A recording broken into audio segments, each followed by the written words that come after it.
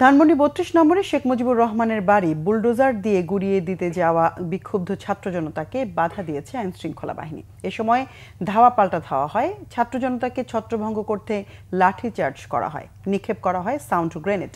সেনাবাহিনী ও পুলিশ সহ আহত হয় বেশ কয়েকজন। পলাশ তালুকদারের ক্যামেরায় বিস্তারিত জিয়া খানের রিপোর্টে। বিক্ষুব্ধ ছাত্র জনতাকে ছত্রভঙ্গ করতে নিক্ষেপ করা হয় সাউন্ড গ্রেনেড।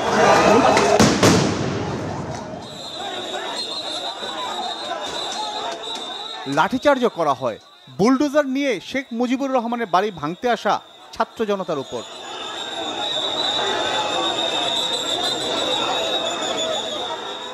দফায় দফায় চলে ধাওয়া পাল্টা ধাওয়া, ইট পাটকেল নিক্ষেপ।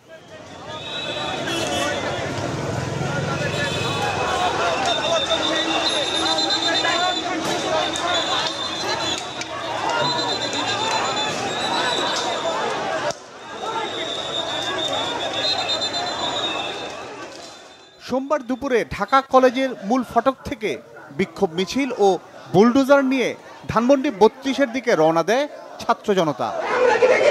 এ সময় তারা শেখ হাসিনার ফাঁসির দাবিতে ও দেশব্যাপী কার্যক্রম নিষিদ্ধ আওয়ামী লীগের নেতাকর্মীদের নাশকতামূলক কর্মকাণ্ডের বিরুদ্ধে বিভিন্ন স্লোগান দেন।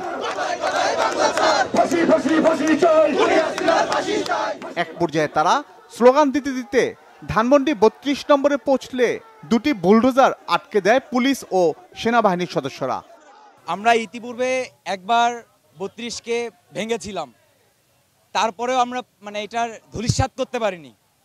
আজকে খুনি হাসিনা রায় যে প্রায় ১৪০০ মানুষকে সে হত্যা করেছে জুলাই গণ অভ্যুত্থান সময়ে চলাকালীন জুলাই আগস্টে, আমরা তার আজকে রায়, তার রায়ের মধ্যে দিয়ে আজকে তার বাংলাদেশে তার কবর রচনা হবে আওয়ামী লীগের।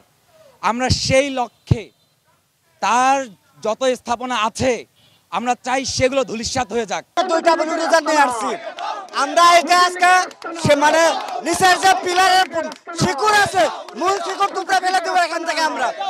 পুলিশ ও সেনাবাহিনীর ব্যারিকেড ভেঙে ভেতরে ঢোকার চেষ্টা করে ছাত্র জনতা। বিক্ষোভকারীরা ব্যারিকেড ভাঙার চেষ্টা করলে আইনশৃঙ্খলা বাহিনীর সদস্যরা তাদের লাঠিপেটা করে। পরে শুরু হয় ধাওয়া পাল্টা ধাওয়া, আহত হয় বেশ কয়েকজন।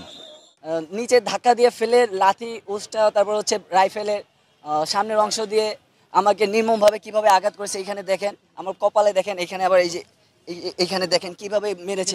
বুলডোজার নিয়ে আসছি আজকে পুরো ৩২ নাম্বার, আমরা পুরো খেলার মাঠ বানাই এখান থেকে আমরা চলে যাবো ইনশাআল্লাহ। এক পর্যায়ে বিক্ষুব্ধরা ছত্রভঙ্গ হয়ে ছড়িয়ে পড়েন ধানমন্ডির বিভিন্ন সড়কে।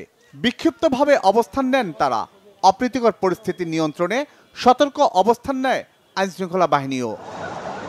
জিয়া খান, বাংলা ভিশন, ঢাকা।